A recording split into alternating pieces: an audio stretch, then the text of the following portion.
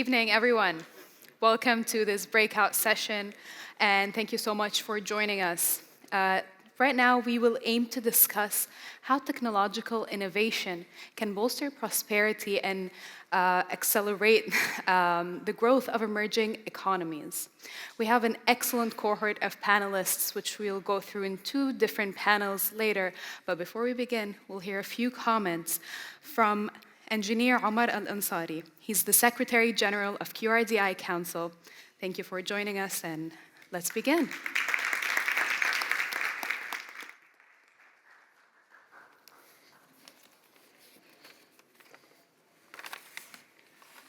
Bismillah, assalamu alaikum wa rahmatullah. Good afternoon. I'm very happy to be here with you today. And a very warm welcome to many of you who are visiting us from abroad to the third edition of the Qatar Economic Forum. Welcome to Qatar. Perhaps the best way to kickstart a conversation about leveraging new technologies in emerging markets is to give you an example of leveraging new technologies in an emerging market. Qatar is an emerging market. Generative AI is a new technology. So I asked ChatGPT to give me a joke that I can use in today's opening remarks. So I asked it, and it responded, why did the emerging market startup hire a magician? Because they needed someone who could turn their limited resources into unlimited possibilities. Maybe not the funniest of jokes from ChatGPT, but I think the moral of the story is, do we really need to use magic to realize unlimited possibilities from our emerging economies? I hope in the chat today we'll conclude that maybe it's not so much magic, but certain work that we need to put in. And so the topic of this session then is very important, especially given the uncertainties of today: global financial instability, climate change, wars, and potentially out of control AI. We don't know. And so emerging economies, we know, are extra sensitive to these global uncertainties. For emerging economies, these uncertainties represent potentially new obstacles towards us achieving our national goals, our aspirations, and overcoming our challenges. QRDI, or the Qatar Research, Development and Innovation Council in Qatar, is also an organization mandated and working towards advancing the science, technology, and innovation agenda in Qatar. But we never view our mandate only with a local lens. After all, in our mission, we strive to achieve this by empowering locally, but also being globally connected. But what does globally connected mean to us in Qatar? It means that, for example, our universities are open to international students from all over the world, especially from emerging economies: Pakistan, Bangladesh, Morocco, Egypt, Ghana, Rwanda, Mongolia. And for the first time this year as well, even from countries that I never learned about when I was a child, such as Eswatini and Lesotho, for example. It also means that our scientific researchers, funded by our own Qatar National Research Fund, collaborate with their international peers across the world, but most certainly in emerging markets, to address challenges that are relevant to their markets and their people. It means that multinationals such as Iberdrola and Total are building regional R&D hubs in Doha, attracting top regional scientists, engineers, designers, and other R&D professionals to innovate new solutions that are relevant to their region and to the world. For us at QRDI, technology is always a means to an end, and that end should be about making lives better for more and more people. Within the hands of positive change makers, technology is a powerful enabler. The transformative power of innovative solutions powered by emerging technologies and new business models has the potential to unlock previously unimaginable pathways towards sustainable development and prosperity for us all. I look forward to the panel's discussions today, and I hope that it is just the beginning of a more fruitful conversation and potentially productive partnerships, and a realization that maybe it's not just about magic, that we can do a lot in this area. Thank you very much.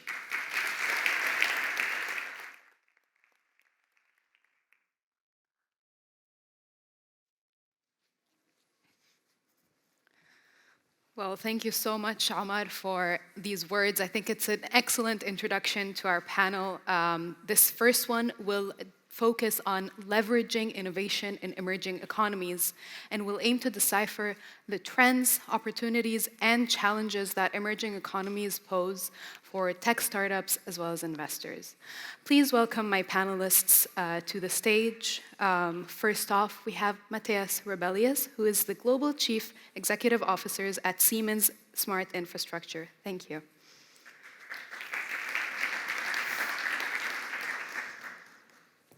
We also have Courtney Powell, Chief Operating Officer and Managing Partner at 500 Global. Dr. Ola Brown, Founding Partner of Healthcare Capital Africa. And of course, Naveen Gupta, who is the Managing Director of South Asia and Middle East at Ripple. As I promised you, this is an excellent cohort, so I will spare no time, and let's kick off our questions. Addressing that key theme that I just mentioned, what are the opportunities and challenges that emerging economies pose to technology companies and technologies, as well as the investors? Matthias, what's your outlook on that? That's a broad question, of course, and I'm representing here Siemens, which is, since 1847, we are addressing emerging markets and emerging countries with our emerging technologies, and we have also developed ourselves into a different company over years. How do we do this, and why is this important to emerging markets? It is the way of we are a technology company, so we are leveraging technology for a purpose. And the purpose of today is about, of course, we all talk about digitalization, yeah? And ChatGPT giving jokes or speeches or whatever. But this is just a means of doing something better. So we have to manage complexity in existing markets and in emerging markets by using digitalization to drive sustainability. And how do we get the best knowledge and the best resources into these teams? We do this and leveraging for emerging technology in five different ways. So either you do you have a startup within the company, where you have to manage it differently. Also in a large corporation like ours, manage it like a startup in the company, or you acquire a startup, new technology, and incorporate this into the existing development or the corporation. On the other side, also we have Next 47, which is a venture arm, for Siemens, where we, like a corporate venture capital, work with startups, develop them, challenge them, and leverage their technology. Not all of them will be success, and that is important. Allow also failure. Mm-hmm.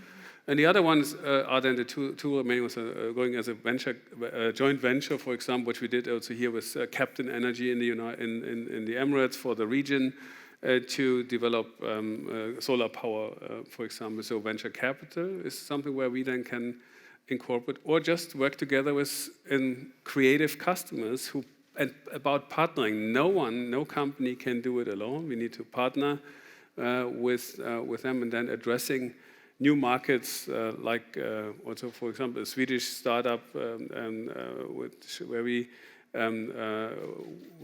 we work together also for the region to drive technology and development in the Middle East. Yeah.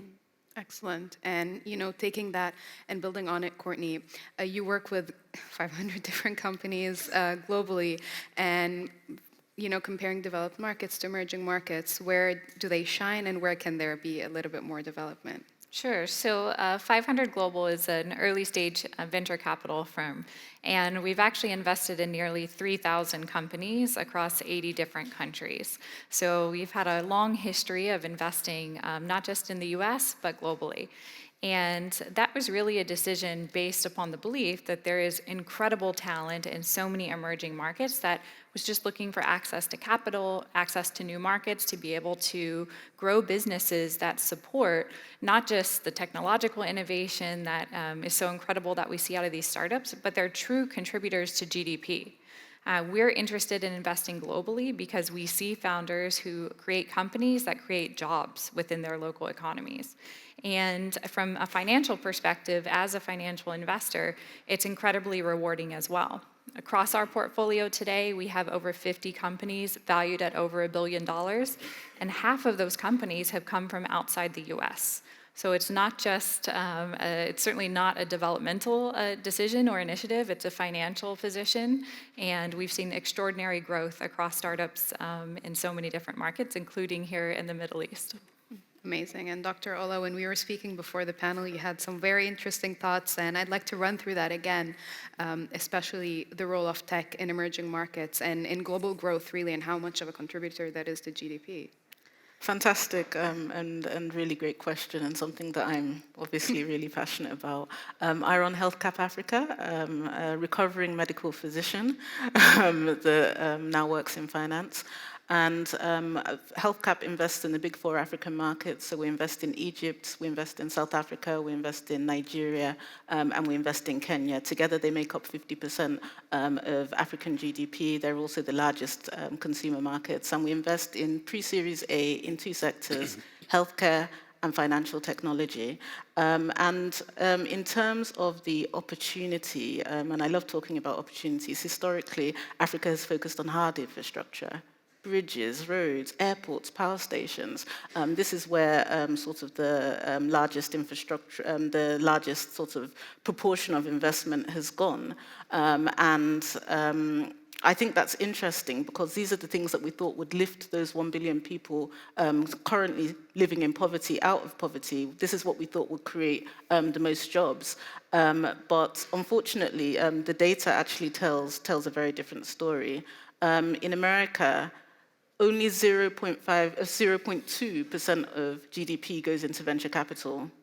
But venture capital-backed companies are responsible for almost 25% of the economy. So almost a quarter of the American economy has come from only 0.2% of money going into venture. So venture has a huge bang for the buck, if you know what I mean, a huge effect on the economy, even though it's a really small, relatively small amount in terms of allocation.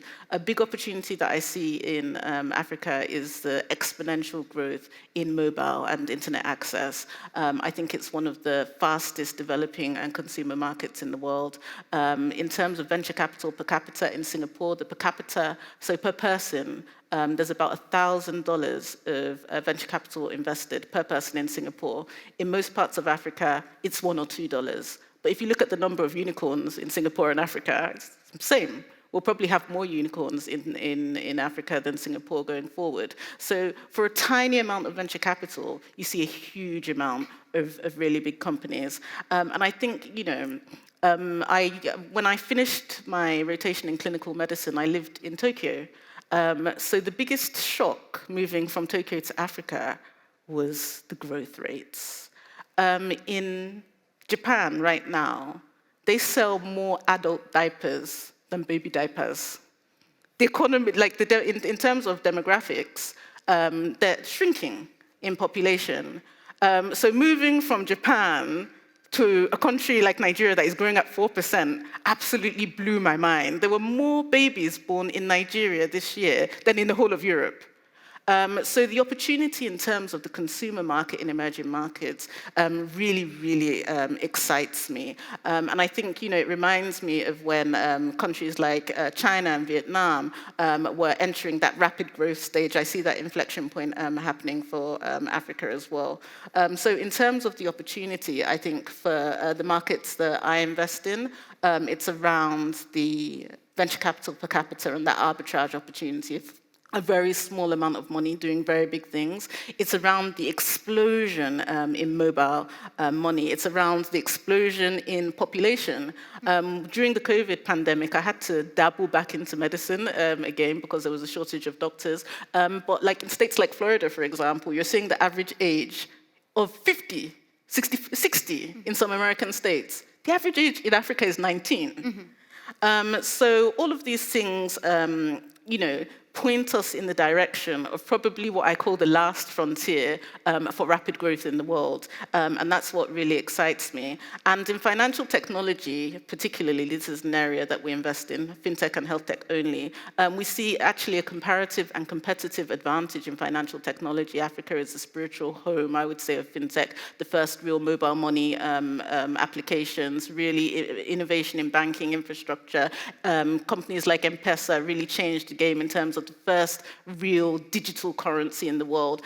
So because of these reasons, I'm super excited about the opportunities in digital.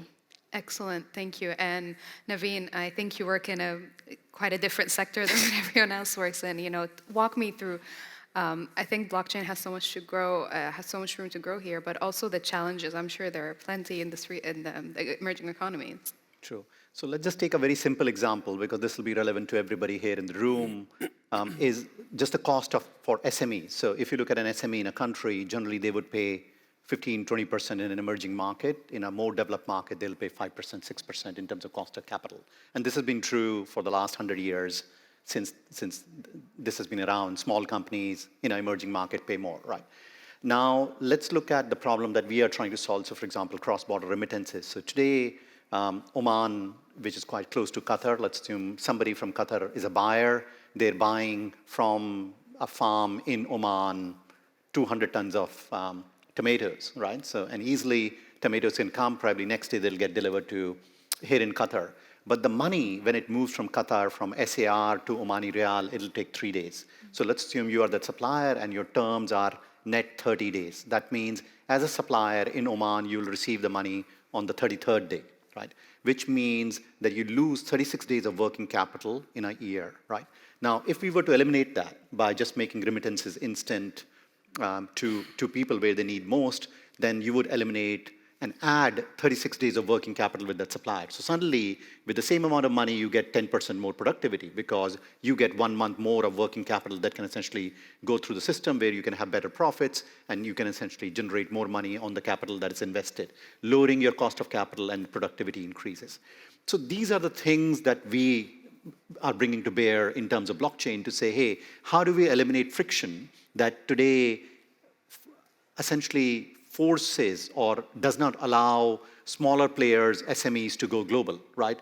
Though physically they're able to, they just have to drive across the border, at least in the GCC, and to sell their goods, but through artificial friction like friction remittances, they're not able to get their money in time. So how to make that more productive and use the power of blockchain to do it. And these are tons of other practical examples as well, where blockchain can be used for good, and its power can be harnessed by people on the ground every day.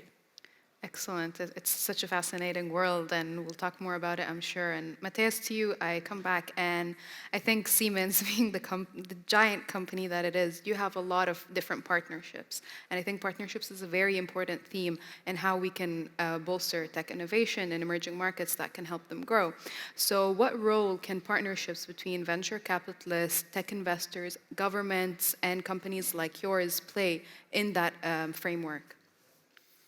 Yeah, and I tried to give that already in the first answer a little bit, saying that how we do it and working together with startups, with venture capital, on our own or with others. It's about partnering, about also learning from other sectors.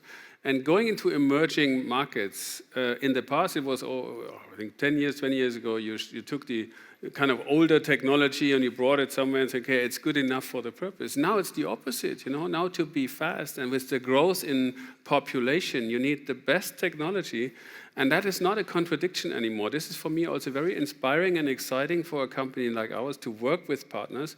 And in the example, what I wanted to say before was the Swedish startup, which is a way out, they make containers for water conservation, and we can standardize also the use of clean water out of every source of wastewater you have. You can create clean drinking water at resources which is scarce, which is important all over the place, and also especially in emerging markets.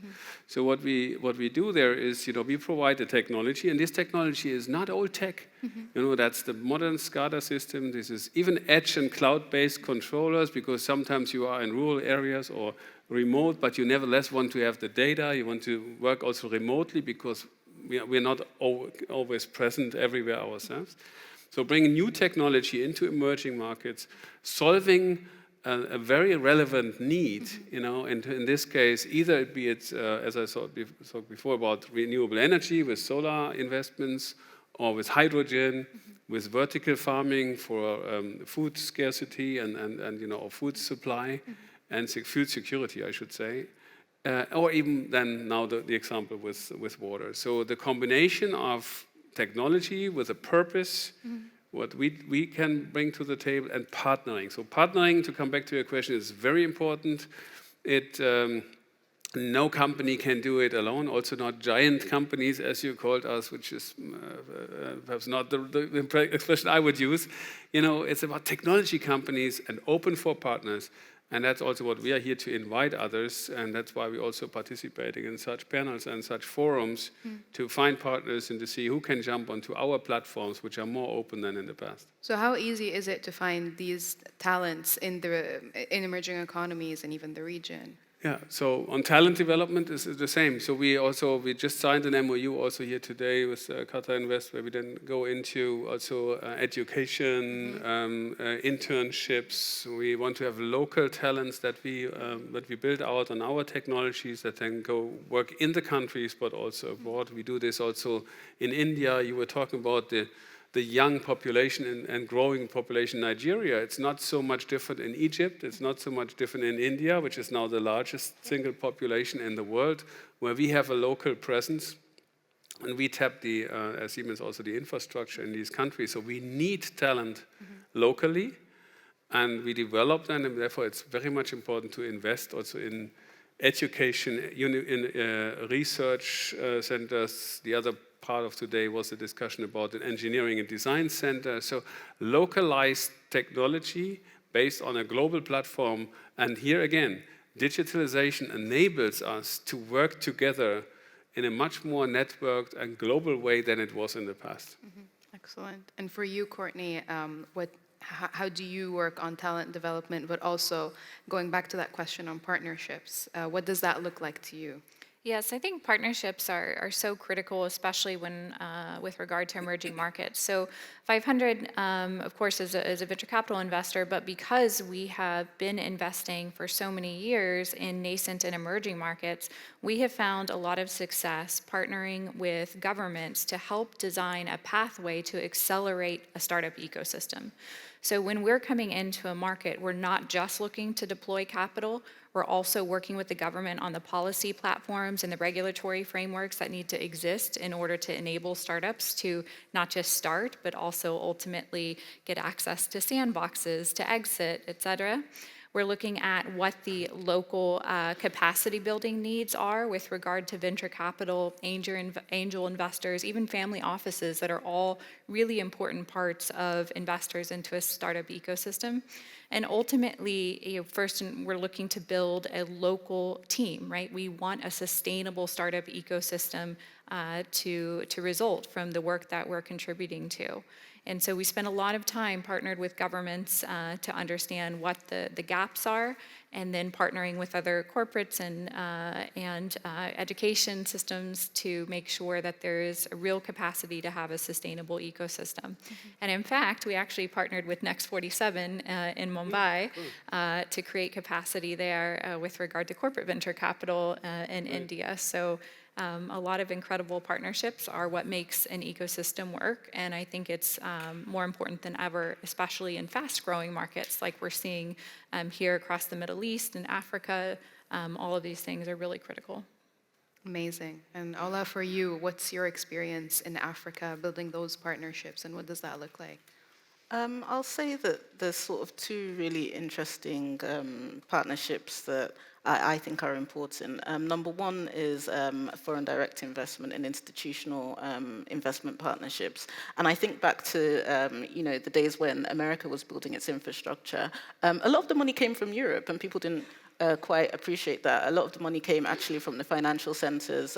It was moved from all over Europe into the financial centers of London and Paris, and then physically shipped in cash right across the sea to America. And bankers like JP Morgan made their name because they could intermediate those relationships between large European institutional investors and families. And he could deploy it to railroads and bridges and whatever they were building in America. And the reason why people trusted JP Morgan was that they knew that they would get their money back. So he was in charge of actually, when profits were made, putting the money back on a ship in physical cash and shipping it back to London and then using the intermediaries to get it back to Germany or France or wherever. The complexity of the process of foreign investment is a lot more simple today than it was then. But I think that the fundamentals are still the same. There are sort of boring, low sort of ROI markets where they're not as dynamic as emerging markets where you can make stable returns. But to get that more dynamism and higher ROI in a portfolio, there's a need to invest in emerging markets, exactly like the European investors did, 100 years ago. And I think that that's where, you can get those alpha returns. So I think partnering with international institutions for growth in Africa, both from a returns perspective and from an impact perspective, is a really essential partnership and a really essential source of partnering. And the reliability of those partners and fund managers is also important. Track record is important. Reputation is important, and as important as it was 100 years ago. And then the second is government. I think that people really underestimate the importance of sovereigns when building a technology ecosystem. And in America, for example, the US government is estimated is an investor in 25% of all the money that goes into early stage startups comes directly or indirectly from the US government. And even in the UK, publicly funded university systems, for instance, I recently read that Cambridge University, which receives public funding, is a larger contributor to the UK economy than the European Premier League. So you can see that the sort of research and development and innovation that comes out of the university system that is publicly funded is actually a huge contributor to economic growth. So partnering with government is absolutely essential. And even in my own industry, healthcare, 75% of new drug molecules developed in the US are funded on the back of some kind of government grant or loan. And one of the most exciting things in health tech now is the advent of personalized medicine. So medicine, when I was doing medicine, was about doing the least amount of harm. So we give the same drug to absolutely every single person and hope it works for most people, but some people have terrible drug reactions, some people die, but we can, most people will be okay. But since I was in medical school, we've started looking at more personalized approaches to medicine, looking at medicine design for people's specific genomics, and the American government spent about $3.8 billion on the Human Genome Project, mapping the entire human genome. And since then, people have been building drugs and startups and pieces of the health tech ecosystem on the back of that American government spending. And that $3.8 billion has now produced over $1 trillion in activity in the ecosystem in terms of health tech. But unless the American government had put in that initial money, the entire ecosystem that has been built in genomics and personalized medicine probably wouldn't have been built, because I don't think any private sector player would have necessarily taken that kind of risk. Mm-hmm. So if you think about it, 25% of early stage funding, 75% of new drug molecules, all of these mega projects, even if you think about Google, Tesla, Amazon, at some point, they've all collected American government money. Okay. If you think about SpaceX, for example, 10% of NASA's budget goes to SpaceX. So the government as a customer, the government as an investor, the government as an investor in private universities is absolutely essential. I would say that American taxpayers are probably the biggest investors in technology. Unfortunately, they're not getting any carry. Yeah, that's actually a very interesting point. And going to that government being super important, Naveen, how does that look like when it comes to blockchain regulation. It's still in the very early stages, I would argue, but you know better. So you can just walk us a little bit through how that looks like for you. Yeah, so let's take an example of Silicon Valley, right? So I was in the Valley in 2000 when it was taking off. It had three ingredients, right? So first, it had money, it had talent, but also for the internet, America had the best regulations, right? I mean, most of the internet companies could essentially ship their goods free of sale tax from any state in the world. So they had actually an advantage over goods being physically bought, right? And the enabling regulation does help for our industry to leapfrog, or at least to give it some, let's call it, core area where it can essentially succeed. And that's true about blockchain as well, or all emerging techs. It could be AI, it could be blockchain, or others. So, and right now there is, you can call it regulatory arbitrage or regulatory positioning that's happening across, let's say, money centers around the world. So for example, Singapore, UAE, UK, Europe with MiCA is hugely progressive. America is not, for example, for blockchain, just as an example.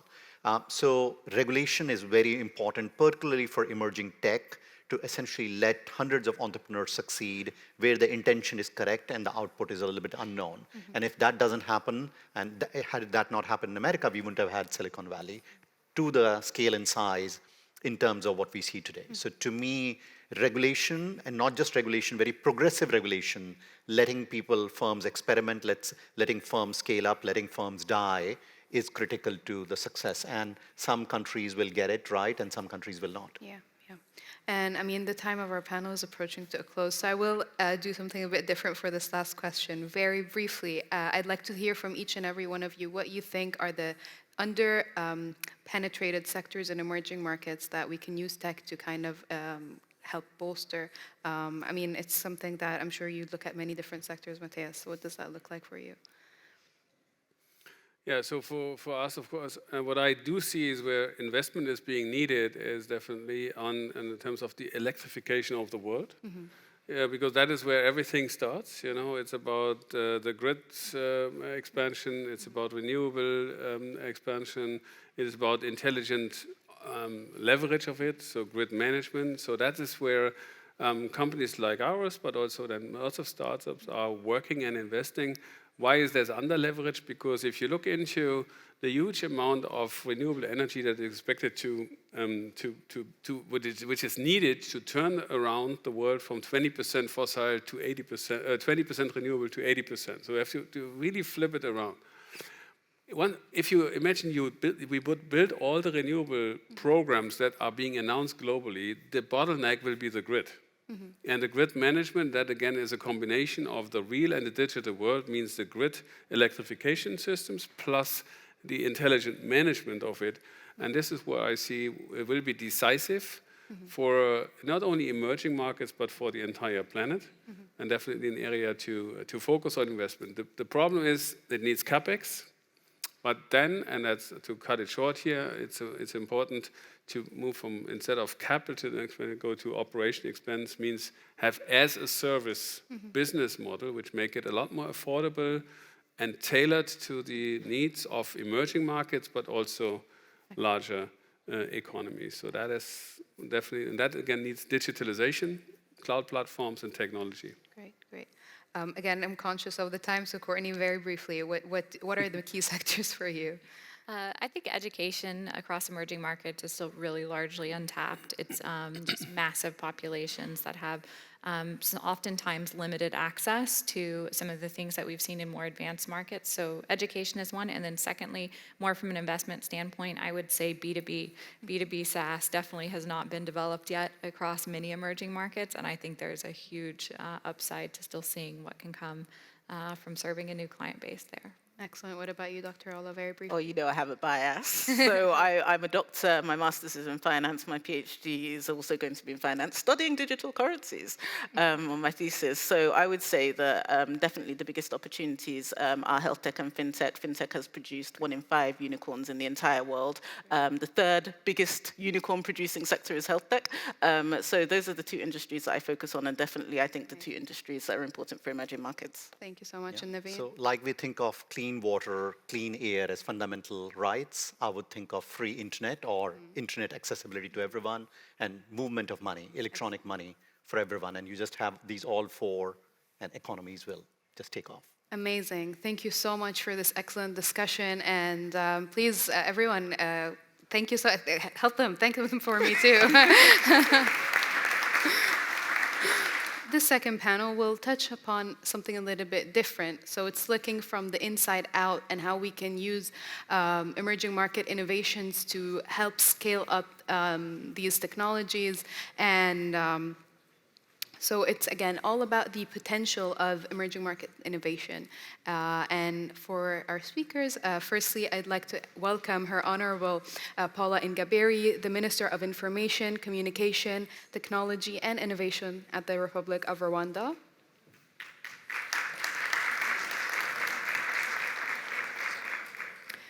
As well as Engineer Omar Al-Ansari. I'd like to welcome you back on the stage, who is the Secretary General of QRDI. Thank you. I'll just get off this and I'll come back. Yes, thank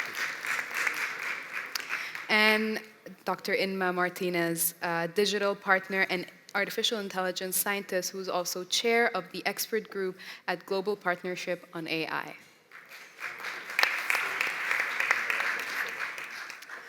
Welcome, and thank you so much for joining us today. Going back to that theme of the panel, Engineer Omar, I'd like to speak to you about those trends that we can use to scale up and replicate globally. I think Qatar was a great example last year, and just a little bit more about what you do and how these new innovations are coming into play in the country. Thank you. So at the Qatar Research, Development and Innovation Council, our core mandate is to actually develop these capabilities in R&D within the state. We've invested a lot over the last 20 years to develop scientific research capabilities, and so we see now the fruits of that investment and the fruits of that labor. But our next phase now is to, in a sense, complete the circle by also having private sector-led innovations. And of course, the private sector plays the critical role in capitalizing on these trends that you referred to. And I think what we're witnessing today, especially with AI, is a very important and disruptive trend. We can talk about a lot of trends, but I expect the conversation over the next couple of months most certainly will be about artificial intelligence and its ability to disrupt. And I think in the context of emerging economies, this is very important. And it's very important for emerging economies due to the fact that I think some of the struggles and obstacles in different sectors in emerging economies are due to the lack of expertise or the lack of knowledge or the lack of specialization within those sectors. And if you think now to the power of generative AI to actually close those gaps very quickly and help in knowledge transfer of best practices, knowledge transfer that can help scientific breakthroughs, we have the ability to disrupt education, to disrupt healthcare in a way that can be much more accessible to a lot of people. The key thing, though, is how do we ensure that we do that responsibly? How do we build the internal capabilities within our government institutions to know how to do these trade-offs between the benefits and the potential risks? And I think those capabilities and building them across our institutions is a focus we have, and I think it's a very important point of discussion. Excellent, excellent. And your minister, you've done so much work. Smart Africa is a great example of these innovations and how they've helped bring that prosperity that we're discussing today. So walk us a little bit about, again, how these homegrown innovations have helped growth in emerging markets. Thank you very much. And perhaps I'll pick up from the remarks that you made, Engineer Omar, where you said, Qatar is an emerging economy. I think for Rwanda, how we are positioning ourselves is a proof of concept. A nation, a place where you can come and innovate and leverage, fourth industrial revolution technologies to really create relevant solutions to some of the challenges that we deal with. And we've seen a couple of those examples. Just yesterday, when our president had the interview, he did talk about Zipline as one of the examples. And the story behind Zipline is that when we chose to use drones to deliver medical products and emergency products to some of our healthcare facilities in rural parts of the country, where really the alternative would have been to find lots of investments to invest in cold room infrastructure, thinking about accessibility to those places and figuring out what's the most efficient and cost-effective way to do this. And so when there was a solution with Zipline to use drones. There was a challenge on our hand to figure out how to deliver healthcare services better and much more efficiently. And at that point, there were no, globally agreed on set of regulations around how you use and fly drones. And so for Rwanda, we had the choice between do we sit and wait until someone figures out some regulations around how to use drones, or do we really, in positioning ourselves as a proof of concept market, be bold enough to test and try some of these innovations and use that proof of concept to then create, relevant regulations that then actually have born, a very vibrant local drone industry in Rwanda. And so, what is the impact of that? So not only are we looking at better healthcare delivery, thanks to the use of drones and how we can deliver emergency products much faster, but at the same time, what we're seeing is also the emergence of a drone economy within the country, and one where we're starting to see multiple drone use cases that are contributing beyond just healthcare, looking at agriculture and mining, the construction field. And so that is really the impact of how you can leverage some of these emerging technologies. And Engineer Omar talked about AI. AI is another area that we're looking at, whether it's from the financial perspective on how we can leverage AI tools to minimize fraud, how we can use AI in healthcare, particularly as we think about AI for radiologists. And a particular example that we have in Rwanda is today we have about less than 20 radiologists for a population that's about 14 million. So what that means is, for us, there's that constant conversation on how we leverage technology to support in how we deliver all services to our citizens, including healthcare services. And so even using AI for radiology to improve on the work that the backlog of cases that radiologists have to deal with, being able to detect which are the most critical cases as opposed to fast come, fast serve.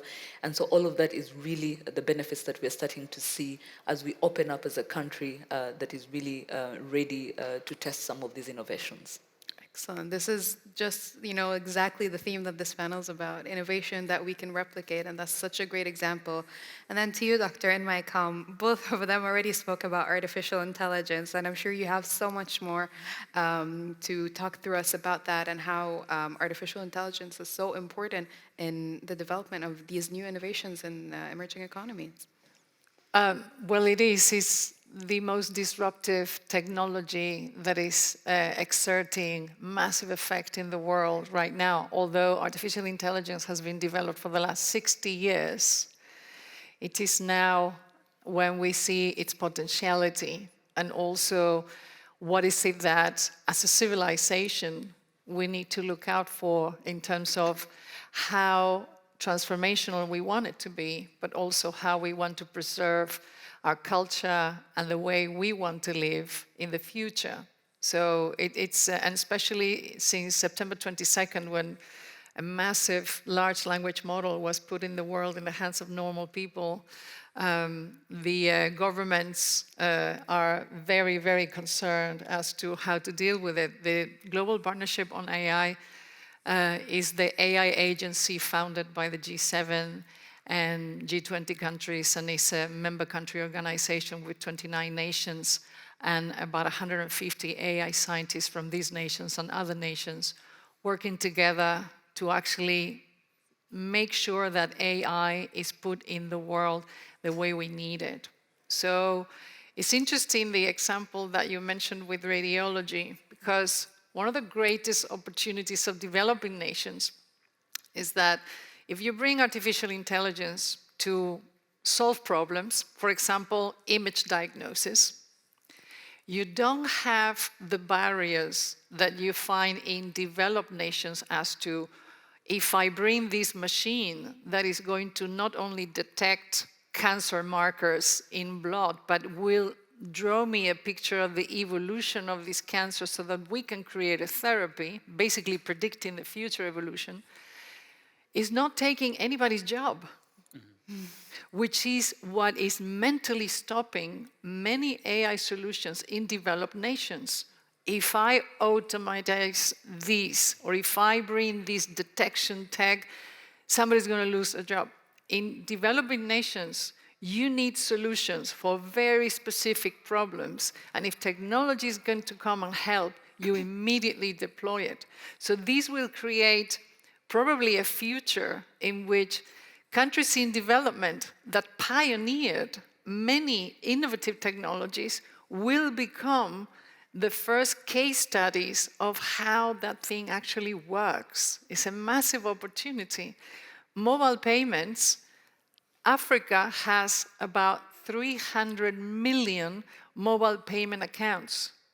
Is the largest leading continent with mobile payments because it was deployed in Africa as a solution 20 years ago. I remember being at Nokia, and Nokia was one of the first handset manufacturers that was developing mobile payment solutions. And now is leading beyond developed nations. So for me, AI and other technologies, they are the new infrastructure of progress. I used to work in the financial industries when I was a young person, and I worked in infrastructure development, infrastructure finance, financing bridges and roads and energy projects around the world. You mentioned Iberdrola, a Spanish energy company. That was one of the companies I did work for.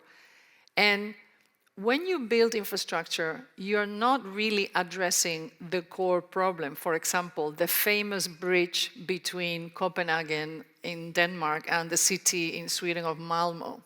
When that project was conceived and built in the mid-1990s, it wasn't because Denmark and Sweden had a traffic management problem. It was because they wanted to create a hub, an innovation, economic developed area for the two countries. In 20 years, this circle, this geography between Malmö and Copenhagen generates 27% of both nations' GDP combined. So it wasn't about cars, it was about progress, economic progress and social welfare. This is what we need to ask of technology today, which is the new infrastructure. Is it bringing economic progress? Is it bringing social equality? Is it bringing a better life for our people? Mm-hmm. And that is the bottom line of anything that we do with tech. You just touched upon all of the other questions I have moving forward, which is excellent. And I'll take one point that you mentioned and bring it back to you, Minister, about how AI is actually helping create jobs and not killing more jobs than it's at least creating. Mm-hmm. So how can the public and the private sector come together to reskill the workforce for the future in this age of artificial intelligence? So there are a couple of things, and again, I'll use some examples of some of the things that we're already doing in Rwanda. And you ask, how can the public and private sector work together? One, I think building the critical mass and talent pool is essential, whether it's for purposes of jobs that are going to be created in the public sector and the private sector. Mm-hmm. In Rwanda, we've been able to attract a partnership between Carnegie Mellon University for the Africa campus, and I know here in Qatar you already have CMU as well that is offering undergraduate level degrees, and for Rwanda it's more postgrad. But essentially what we're doing is also focusing on what are those critical skills that are required for the future, where we have programs that are specialized in AI, on machine learning, data science, and being able to build that critical mass of talent. Then you have the Africa Institute for Mathematical Sciences as well that has established itself in Rwanda. It's PhD level. Mm-hmm. You have students that are researching on these topics, but again with a very particular context on how are we going to apply these emerging technologies, AI, IoT, to very specific challenges that we're solving for in the continent. But one would even ask, what then happens if you're going to take 2 to 3 years program of skilling, and what we really need is, urgent skills that can get into the marketplace, into the workforce. Are there other programs that we can partner on that allow for a short-term type of trainings that, allow for the reskilling and upskilling to happen in a very fast-paced manner to give us that talent? But beyond just creating the talent, there's also a need to create opportunities where they can use the talent that they've been able to develop. And that's why, very specifically for us, we've adopted a very strategic focus on how we're leveraging data and using models, AI models, to really inform policy reforms, to inform some of the programs and implementation that we are really taking care of. And I think the partnership between public sector and private sector should not just be left to creating the much needed talent. Obviously, it's a very fundamental focus, because without the talent, you won't be able to have innovators. And I know the theme of this conversation was around market creating innovations. If you don't tackle the talent gap, then most likely you won't be able to create those innovators that are really building solutions from scratch that really respond to the unique context of the challenges that we have. But beyond that, I think we need to be able to match the ability to create talent with the ability to, put in place early stage financing programs. Because the talent you're creating is not just going to look for employment. There are people who are going to create products. They're going to build companies. And for them, beyond the ideas and the talent that they have, they're going to need financing to take their ideas to the next level and bring them to the market. They're going to need the right policy and regulatory frameworks in place that support these innovations. And we know that many times policies and regulations are playing catch up when it comes to innovations. But having that space and platform where you allow to drive that conversation that allows you to have the right policies and regulations, then we'll bring these products as well onto the market. Excellent. And Engineer Omar, what about what's happening in Qatar? How is that effort to reskill the workforce, boost innovation taking place? What does that look like in QRDI? Yeah, I think, though, for example, we could talk about the disruptive nature of AI, but in general, technology trends have always had this effect of making certain jobs cancelled and creating other jobs. If you think to now, the notion of having social media content managers as a job description, that is not something which existed a few years ago, but exists today. So whether it's AI or whether it's other types of technology trends, I think always as governments, we are having to keep an eye out on the categories of jobs that will be canceled, but also seeing the opportunities for categories or new categories of jobs that will be created. I think the essence, though, is we have to have a principle that no one should be left behind. I think we're all in emerging economies working on building this innovation ecosystem. But I think we have the opportunity to do it in a principled way. And one of those principles is we should try to ensure, in the same way that we're trying to ensure that innovation is accessible and beneficial to as many people as possible, but we should also do it in a way where we don't leave people behind. And that includes people whose jobs may be made redundant due to new technology trends. And so what we have to do, we have to prioritize those kinds of jobs. And as government institutions, we have the ability to actually put some leverage and incentivize corporations as well to make this a priority. The second thing as well, I think we have the advantage in Qatar is integrated planning. For example, right now, Qatar is going through its next cycle of national development planning. And we have the ability to do that in an integrated way, where we think about where do we want to go as an economy, economic diversification, and tie that quite nicely with our education priorities, tie that quite nicely to demographic policies, tie that quite nicely to research priorities. We have the ability to do integrated planning in Qatar, and I think we have the ability to do that in other emerging economies. And I think that's also a very useful lever that governments can do, which is integrated planning.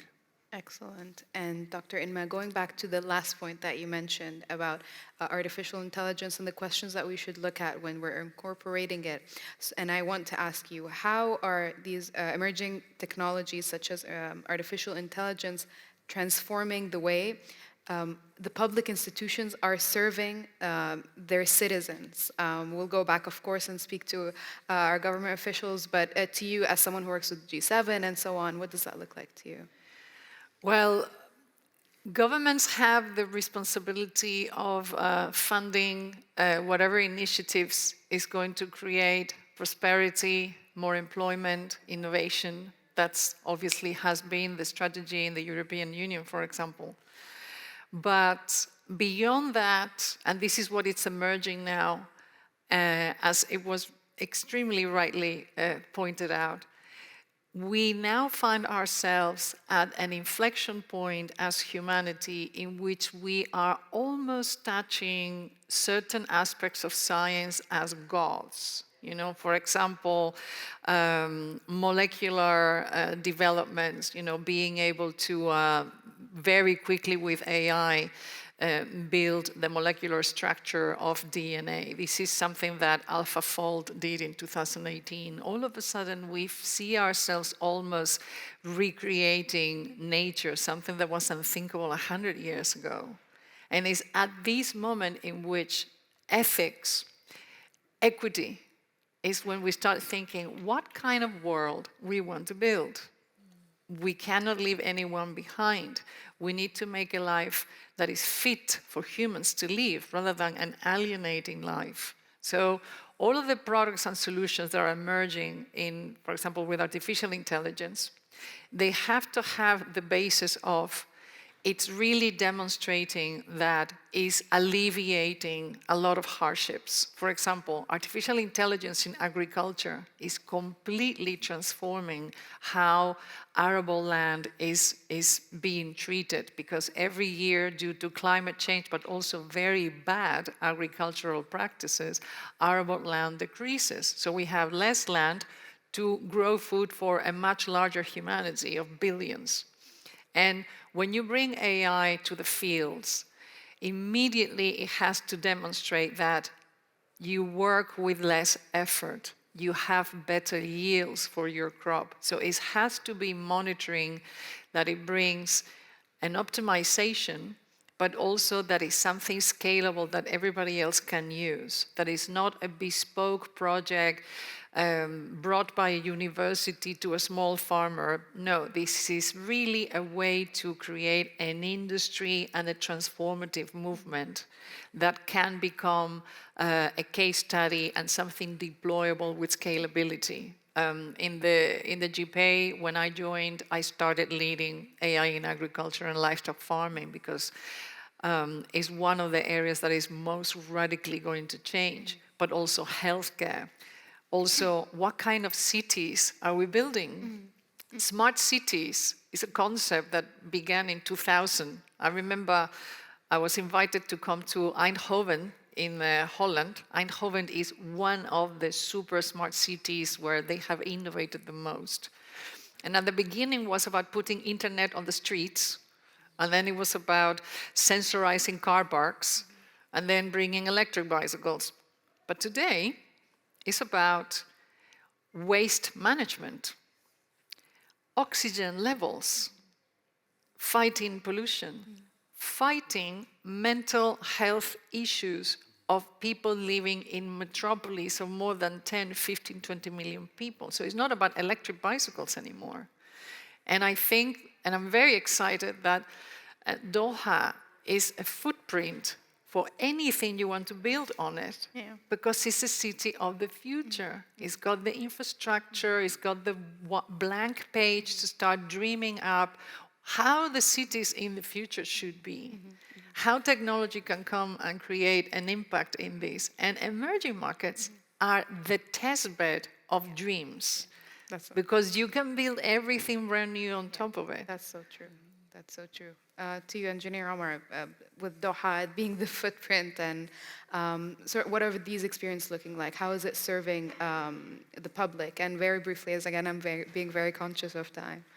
Right, I think there's a lot of intersecting themes here. I think the minister talked about how you can be a proof of concept nation and how you can leverage the challenges you have to drive innovation. I think one of the most recent examples in Qatar is the World Cup. Right. And so I think we can't have a story about Doha and not actually talk about the World Cup a little bit and the learnings from the World Cup. Not only was the event delivered and was a wonderful experience, but there was a side effect as well where innovations were actually deployed, developed, and used. Just the example of the football itself, which had 500 sensors in it and AI technologies powering it, all the way to the stadium 974, which is essentially built like Lego blocks, which can be completely deconstructed and put somewhere else, even to the stadium cooling, which came from one of our universities that was 40% more efficient than existing technologies, which is very hard, by the way, in a stadium which is open to the air. And also accessibility to the blind, where Braille technology was used to give the blind the beautiful experience of the World Cup. The moral of the story, though, is not to just kind of list all these innovations. The moral is the ability for us as an emerging nation to actually use these missions. And I think there's a lot of discussion in different circles about mission-oriented research, for example. So for us, the World Cup was a mission. And that mission we leveraged to actually do other things. I think the minister also talked about the example of delivering healthcare using drones, right? That's in a way, that's a mission. So how can we actually have useful missions where we actually are intelligent about in a way, architecting those missions to drive and invite innovations? The examples I gave, in a way, forced opportunities to happen. It forced ideas that were in a university to come out of a university. It gave the opportunity to a local startup to have a place where they can test those technologies. It gave the opportunity to foreign innovators to test their solutions locally. So I think mission-oriented development is useful. There are other levers that we can deploy and we can talk to them, but I just wanted to throw that in the mix because I think it's very useful. Well, unfortunately, the session has run out of time, but this is an excellent way to wrap up, I think, our discussion. And thank you so much for your insight, and thank you all for attending. This was such a great session.